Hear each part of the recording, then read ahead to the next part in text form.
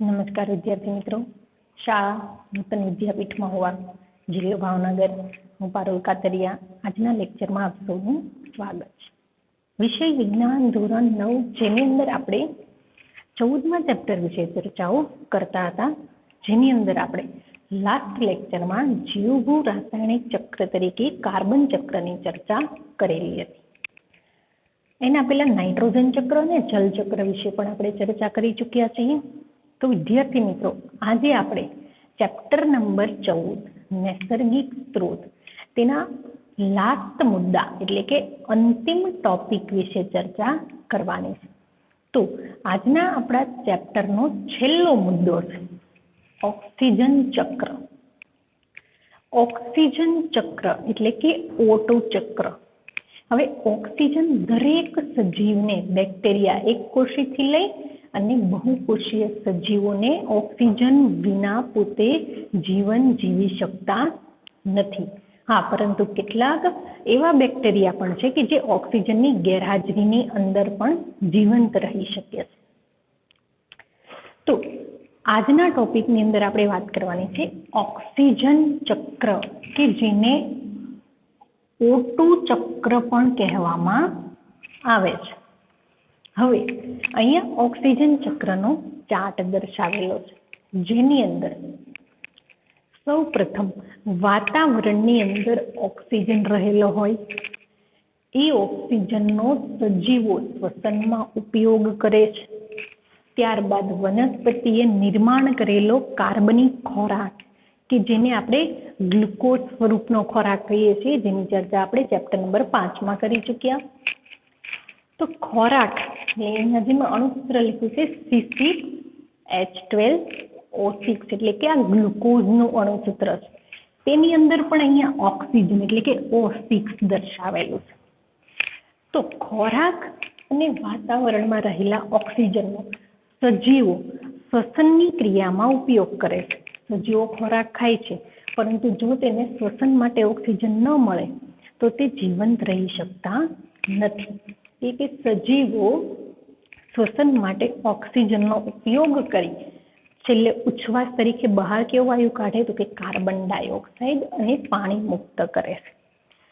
આ carbon dioxide અને પાણી જે વાતાવરણની અંદર મુક્ત થાય છે, તેનો ઉપયોગ વનસ્પતિઓ પ્રકાશ સંશ્લેષણની ક્રિયા માટે ઉપયોગ કરે છે. આ પ્રકાશ સંશ્લેષણ એટલે શું? તો કે જે લીલી વનસ્પતિ છે તે સૂર્યપ્રકાશની હાજરીમાં તેની અંદર આવેલું જે હરિત દ્રવ્ય, જેને ક્લોરોફિલ કહે છે, તેના મદદથી કાર્બન ડાયોક્સાઇડ અને પાણીનો ઉપયોગ કરી ખોરાક બનાવે.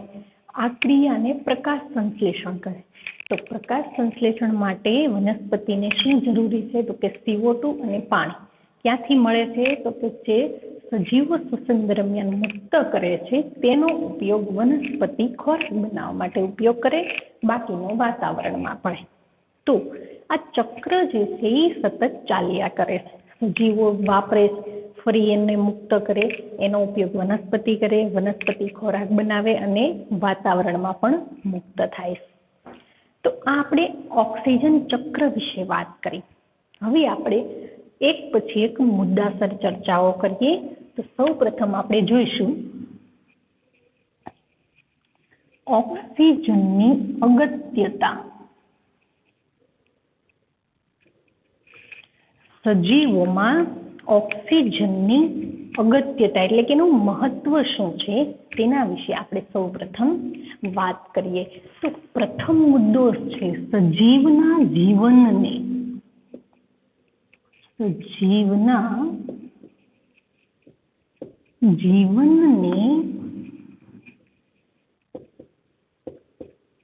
આધાર આપતો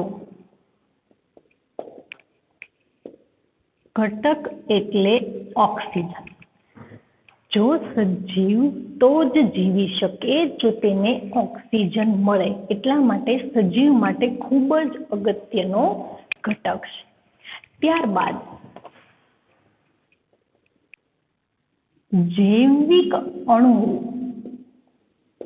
જેવા કે કાર્બોદિત, પ્રોટીન, લિપિડ, ન્યુક્લિક એસિડ વગેરેના બંધારણમાં. હવે ઓક્સિજન, સૌપ્રથમ વાત કરીએ કાર્બોદિત. કાર્બોદિત એટલે ગ્લુકોઝ. તો ગ્લુકોઝની અંદર પણ જો અહીંયા C6H12O6, O નો મતલબ ઓક્સિજન. તો તેના બંધારણમાં પણ ઓક્સિજન જરૂરી છે, જે શું છે? એક જૈવિક અણુ, સજીવોને જરૂરી એક અગત્યનો ઘટક છે. તો જૈવિક અણુઓના બંધારણમાં પણ ઓક્સિજન અગત્યનો છે. અને સૌથી અગત્યનો, શ્વસન માટે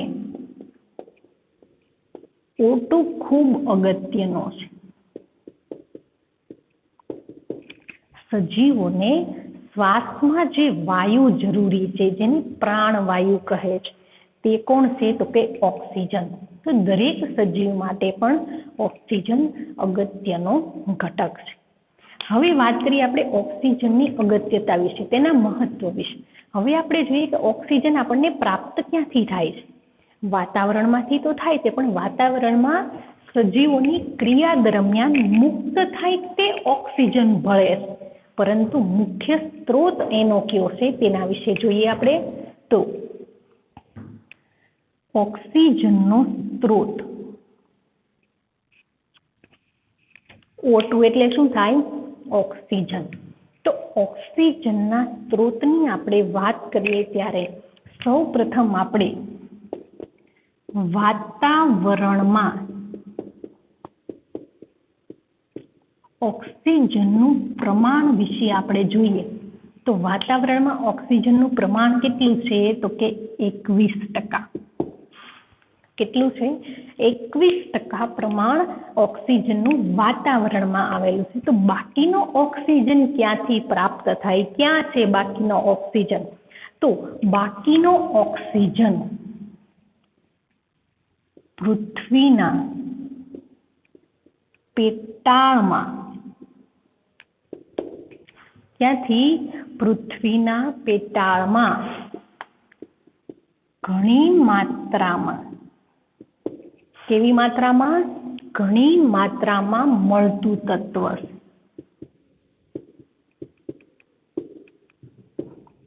પૃથ્વીના પેટાળમાં જ્યારે જમીનને ખોદકામ કરવામાં આવે છે ત્યારે તેમાંથી ઘણી માત્રાની અંદર ઓક્સિજન મળી આવે છે. પરંતુ ઓક્સિજન કોકની સાથે જોડાય અને પ્રાપ્ત થાય. સંપૂર્ણ પ્યોર ઓક્સિજન વાતાવરણમાંથી મળે છે. પણ વાતાવરણમાં ભળવા માટે જવાબદાર કોણ છે? તો કે વધુ માત્રામાં પૃથ્વીના પેટાળમાંથી CO2ના સ્વરૂપે પ્રાપ્ત થાય. જ્યારે પૃથ્વીની અંદર જમીન ઉપર ખોદકામ કરવામાં આવે છે ત્યારે તેના પેટાળમાંથી CO2 નીકળે છે. ધગધગતા ગોળાઓ એટલે કે ગરમ હવા નિર્માણ પામે છે, અંદરથી ગરમ હવા નીકળે છે. તો એ શેની છે? તો કે CO2. તો અહીંયા CO2, તો આ છે ઓક્સિજનનો અણુ છે. શેનો અણુ છે? ઓક્સિજનનો અણુ, જે કાર્બન સાથે જોડાય અને પ્રાપ્ત થાય છે. તો આનું પ્રમાણ વધુ હોય છે. CO2નું પ્રમાણ વધુ પ્રમાણમાં પ્રાપ્ત થાય છે. તો સૌથી વધુ પ્રમાણમાં ઓક્સિજન આપણને પૃથ્વીના પેટાળમાંથી સંયોજન સ્વરૂપે પ્રાપ્ત થાય છે, એટલે કે CO2ના સંયોજન સ્વરૂપે. ક્યારેક ધાતુ અને સિલિકોનના ઓક્સાઇડ સ્વરૂપે પણ પ્રાપ્ત થાય છે. ક્યારેક ઓક્સિજન ધાતુ કે સિલિકોનના ઓક્સાઇડ સ્વરૂપે પણ આપણને સજીવોને પ્રાપ્ત થાય છે. તો આ વાત કરીએ આપણે ઓક્સિજનના સ્ત્રોત, ઓક્સિજન ક્યાંથી આપણને પ્રાપ્ત થાય છે તેના વિશે. હવે આપણે જોઈએ આપણો અગત્યનો મુદ્દો, ઓક્સિજન ચક્ર, જેને આપણે ચાર્ટ પ્રમાણે હમણાં શીખી ગયા છીએ. તો હવે ઓક્સિજનનો ઉપયોગ લખીએ આપણે પ્રથમ મુદ્દામાં ઓક્સિજનનો ઉપયોગ 3 ક્રિયામાં થાય છે.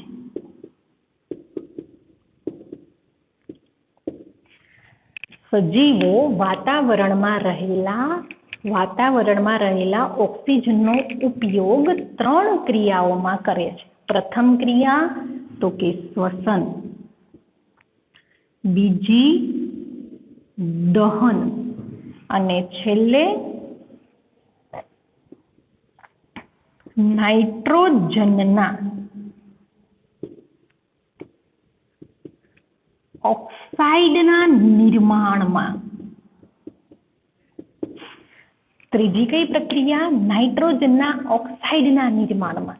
હવે વિદ્યાર્થી મિત્રો આપણે નાઇટ્રોજન ચક્રની અંદર અભ્યાસ કરી ચૂક્યા કે જ્યારે આકાશમાં વીજળીના ચમકારા થાય છે ત્યારે ઊંચા તાપમાને અને ઊંચા દબાણે નાઇટ્રોજનનું તેના ઓક્સાઇડ એટલે કે નાઇટ્રોજનના ઓક્સાઇડ બને છે.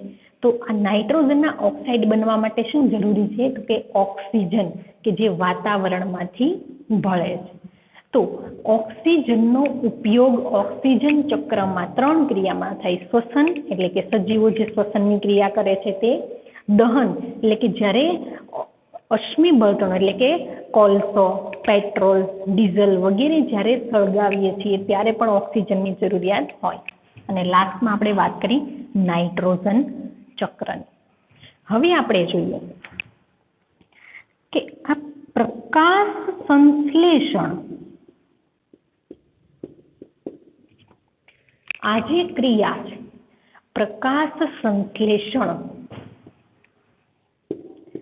એકમાત્ર ક્રિયા છે જેના દ્વારા ઓક્સિજન વાતાવરણમાં પ્રવેશે છે.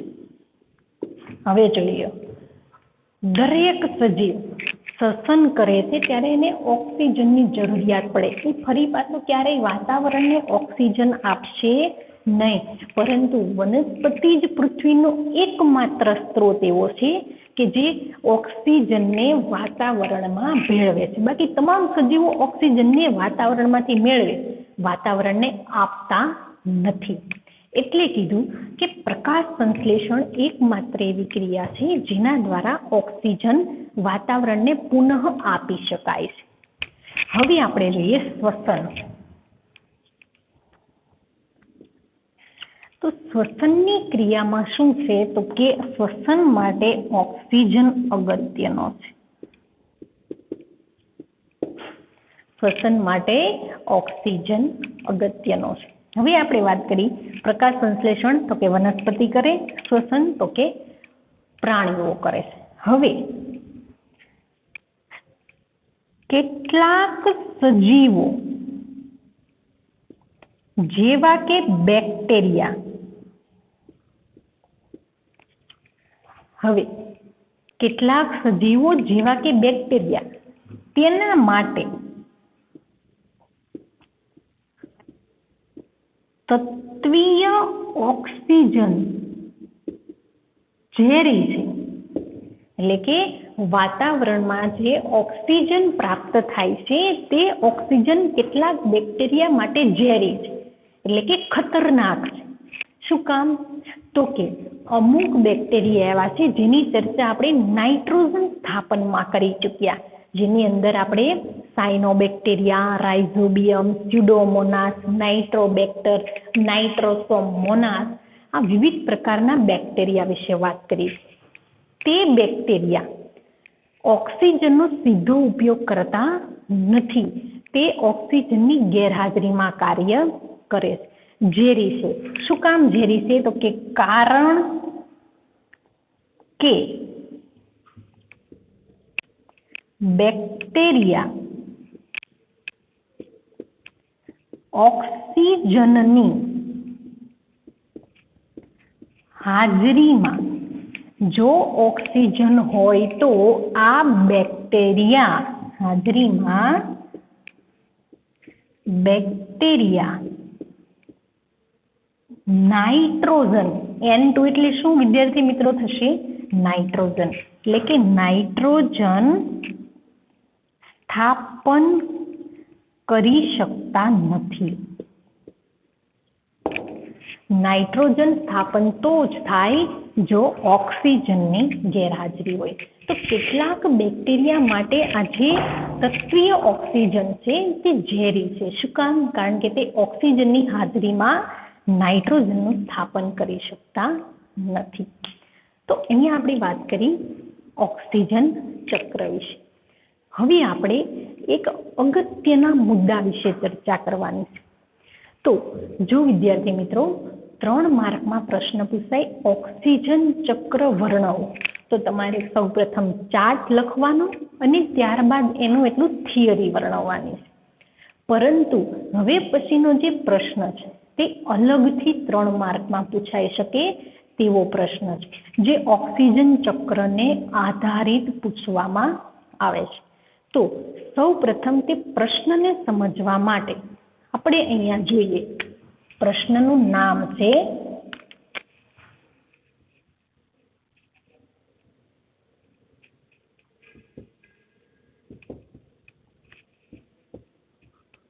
ઓઝોન સ્તર. પ્રશ્ન કયો છે? ઓઝોન સ્તર. શા માટે ઓઝોન સ્તરને આપણે ઓક્સિજન ચક્રમાં ભણીએ છીએ તેની આપણે હવે ચર્ચા કરીશું. તો આપણે કાર્બન ચક્રનો જ્યારે અભ્યાસ કર્યો ત્યારે આપણે એક અસરનો અભ્યાસ કર્યો હતો, ગ્રીન હાઉસ અસર. એટલે કે જ્યારે વાતાવરણની અંદર કાર્બન ડાયોક્સાઇડનું પ્રમાણ ખૂબ જ વધી જાય છે ત્યારે સમગ્ર વિશ્વનું તાપમાન એક મહત્તમ હોય તેના કરતાં વધી જાય છે. કારણ કે આપણા પૃથ્વીની આજુબાજુનું જે વાતાવરણ છે, જે તાપમાન છે તે કેવું છે? તો કે મહત્તમ છે, સરેરાશ છે.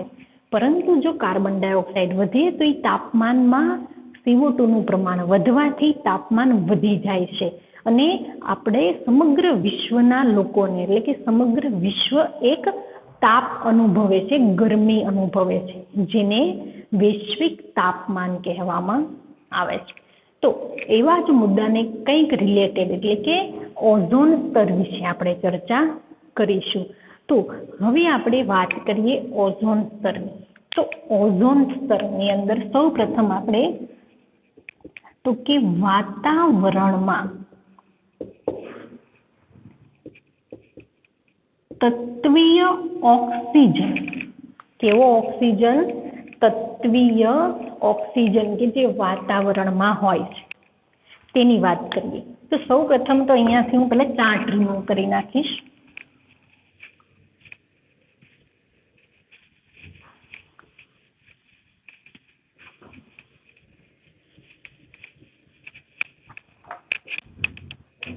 હવે આ તત્વીય ઓક્સિજન એટલે કે અહીંયા O2 એટલે કે 2 કે જેને દ્વિ પણ કહેવામાં આવે.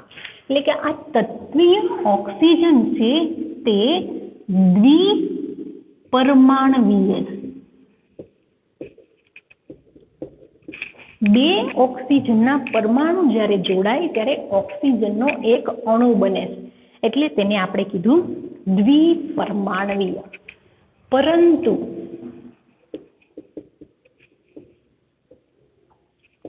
પૃથ્વીના વાતાવરણના ઉપરના સ્તરમાં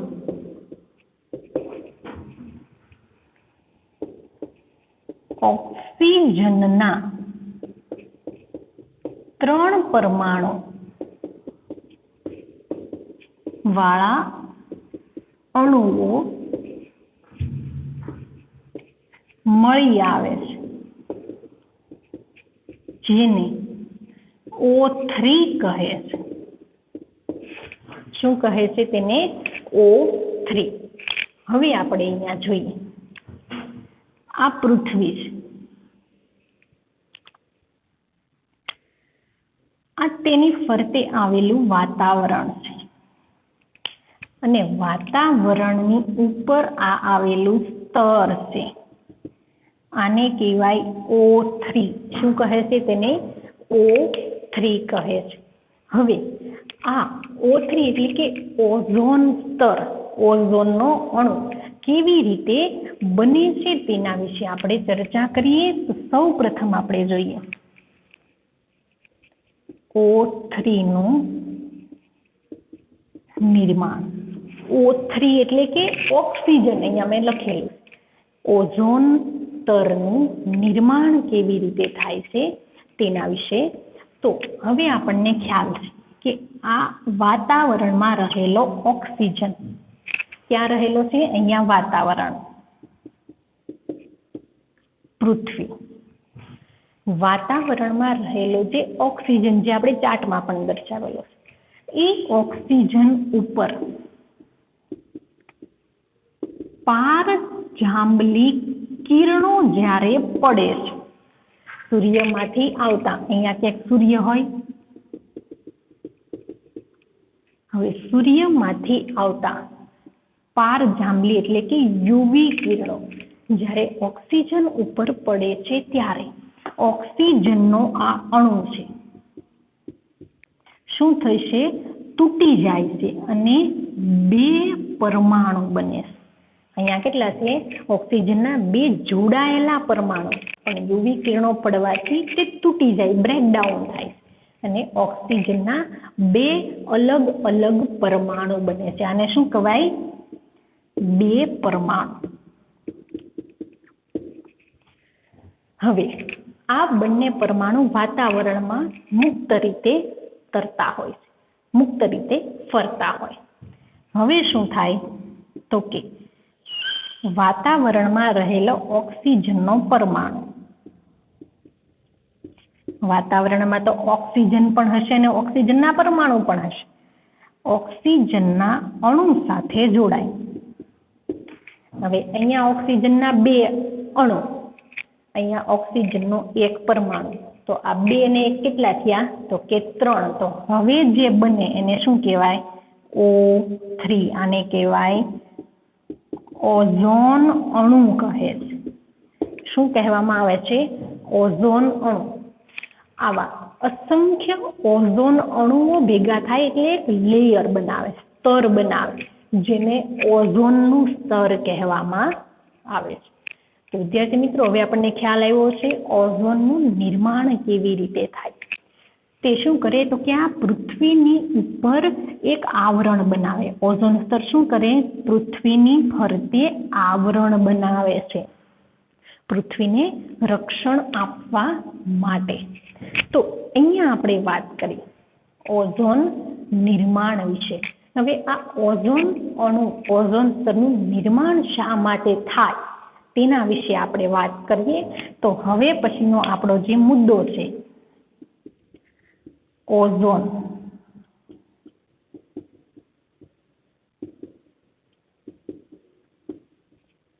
O3 નું કાર્ય. ઓઝોન શું કાર્ય કરે? તો કે ઓઝોન સ્તર સૂર્યમાંથી આવતા હાનિકારક પારજાંબલી કિરણોનું શોષણ કરે. શું કરે છે? સૂર્યમાંથી જે સજીવો માટે હાનિકારક અલ્ટ્રાવાયોલેટ કિરણો જ્યારે પૃથ્વી ઉપર આવતા હશે ત્યારે આ ઓઝોન સ્તર તેને રોકી લેશે. ઓઝોન સ્તર આવા ઝેરી હાનિકારક કિરણોને રોકી લે એટલે પૃથ્વી ઉપર તે આવતા નથી, એટલે પૃથ્વી કેવી રહેશે? સુરક્ષિત રહેશે. તો આ ઓઝોન સ્તરનું કાર્ય શું થયું? તો કે સૂર્યમાંથી આવતા હાનિકારક પારજાંબલી કિરણોનું શોષણ કરી પૃથ્વી પર આવતા રોકે છે. એટલે પૃથ્વી સુધી તેને પહોંચવા દેતા નથી અને પૃથ્વી ઉપર રહેતા સજીવોને સુરક્ષિત રાખે છે. પરંતુ હાલમાં માનવની પ્રવૃત્તિઓ જે છે એ વધવાના કારણે આ ઓઝોનનું સ્તર છે કે જે સજીવો માટે એક સુરક્ષા કવચ છે તેનું અત્યારે હાલમાં વિઘટન એટલે કે ભંગાણ થઈ રહ્યું છે. તો હવે પછી આપણે જોવાનું છે અંતિમ મુદ્દામાં આ ઓઝોન સ્તરનું વિઘટન કેવી રીતે થાય તેના વિશે. તો આપણે અહીંયા જોઈએ O3 એટલે કે ઓઝોનનું વિઘટન.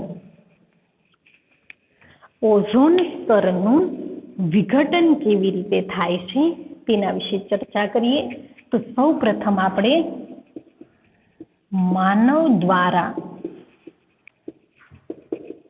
નિર્માણ પામેલ સંયોજન કે જેનું નામ છે CFC. એક માર્કની અંદર પૂછાય CFC નું પૂર્ણ નામ જણાવો. તો કે ક્લોરો ફ્લોરો કાર્બન. આ તેનું પૂર્ણ નામ છે કે જે માનવ દ્વારા નિર્માણ કરવામાં આવેલું એક સંયોજન છે કે જે મોટા પાયે ઓઝોન સ્તરનું વિઘટન એટલે કે એને ભાંગે છે, એને તોડી નાખે છે. તો આ CFC ક્લોરોફ્લોરો કાર્બન શું કરશે? તો કે ક્લોરોફ્લોરો કાર્બન વાતાવરણમાં સ્થિર રહે. શું કરે છે? વાતાવરણમાં સ્થિર રહે છે અને જૈવિક ક્રિયા દ્વારા વિઘટન પામતા નથી.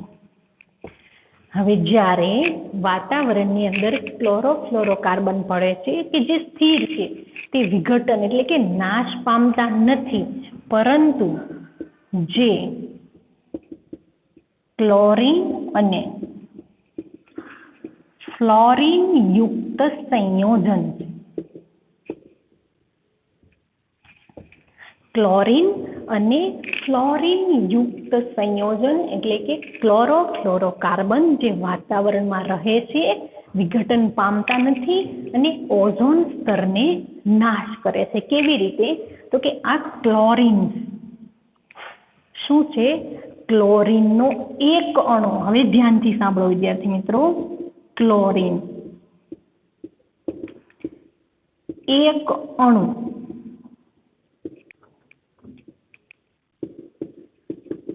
ઓઝોનના 1,00,000 અણુને તોડે.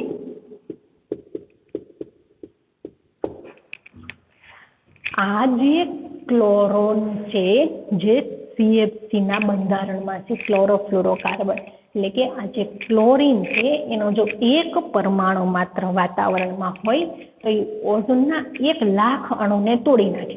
એટલે વાતાવરણની અંદર સીધું અહીંયા આપણે ગાબડું શું પડે? અહીંયા ગાબડું અથવા તો એને છિદ્ર પણ કહે.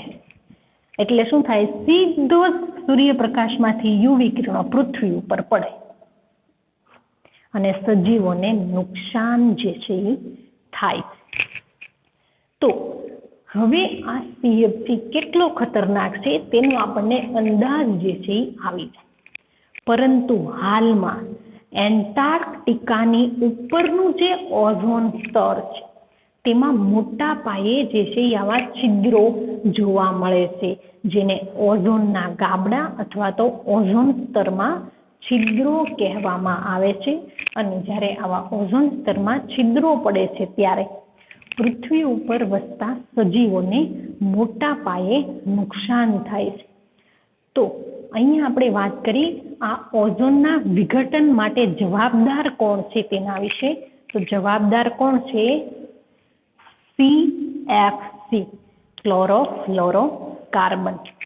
હવે આપણે જોઈએ કે જો ઓઝોન સ્તરનું વિઘટન થાય તો સજીવો ઉપર કેવી હાનિકારક અસરો થાય તેના વિશે, જે આપણામાં ખૂબ જ અગત્યનો ટોપિક છે. તો કે O3 ના વિઘટનની હાનિકારક અસરો જો ઓઝોન સ્તરની અંદર વિઘટન થાય તો કેવા પ્રકારની સજીવોને નુકસાની થાય તેના વિશે. હવે આવા અસંખ્ય જો ગાબડા અહીંયા પડે તો આખું ઓઝોન સ્તર કેવું બની જાય? છિદ્રયુક્ત બની જાય. સીધા યુવી કિરણો પૃથ્વી ઉપર ત્રાટકે. તો જો ઓઝોન સ્તર આવા ગાબડાવાળું થશે અને યુવી કિરણો પૃથ્વી ઉપર પડશે તો સજીવોને કેવી નુકસાની થશે તેના વિશે. તો પ્રથમ આવશે ત્વચાના રોગો, ચામડીના રોગો. પછી સીધી આંખ ઉપર અસર થાય, સજીવોની આંખ એટલે કે મોતિયા આવે છે, આંખમાં મોતિયા.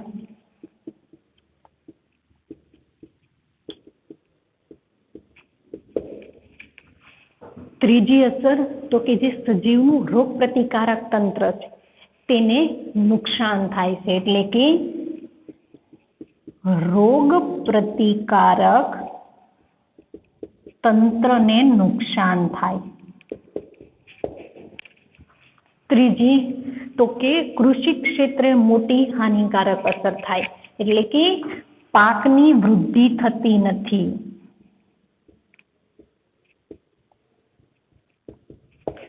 તેથી ખેડૂતો જે છે એ પાકનું ઉત્પાદન સારું મેળવી શકતા નથી. અને દરિયાઈ જીવ સૃષ્ટિને પણ નુકસાન થાય. કોને નુકસાન થાય છે? દરિયાઈ જીવ સૃષ્ટિ એટલે કે દરિયાની અંદર રહેતા જે સૂક્ષ્મ જીવાણુ છે, ફાઇટોપ્લેન્ક્ટોન, ઝૂપ્લેન્ક્ટોન વગેરેને પણ નુકસાન થાય છે. તો અહીંયા આપણે વાત કરી, જો ઓઝોન સ્તરનું વિઘટન થાય તો સજીવો ઉપર કેવી અસર થાય છે તેના વિશે.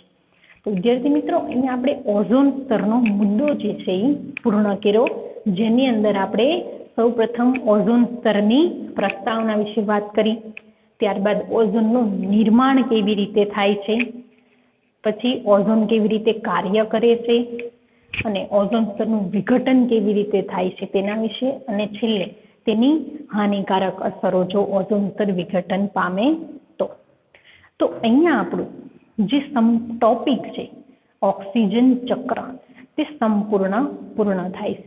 હવે શું કામ ઓક્સિજન ચક્રની અંદર ઓઝોન સ્તરને જે છે અભ્યાસ કરવામાં આવે? તો કે ઓઝોન બનવા માટે, ઓઝોનનો અણુ બનવા માટે શેની જરૂરિયાત હોય છે? ઓક્સિજનની જરૂરિયાત છે. એટલા માટે આપણે ઓઝોન સ્તરને ઓક્સિજન ચક્રમાં અભ્યાસ કરીએ છીએ. તો વિદ્યાર્થી મિત્રો, આજનો આપણો ટોપિક અહીંયા પૂર્ણ થશે. એટલે કે આપણું જે ચેપ્ટર છે 14મું ચેપ્ટર, તેને પણ આપણે અહીંયા પૂર્ણ કરીશું. વધુ માહિતી માટે અને નવા ચેપ્ટર સાથે ફરી પાછા મળશું આવતા લેક્ચરમાં. ત્યાં સુધી અસ્તુ, જય હિન્દ.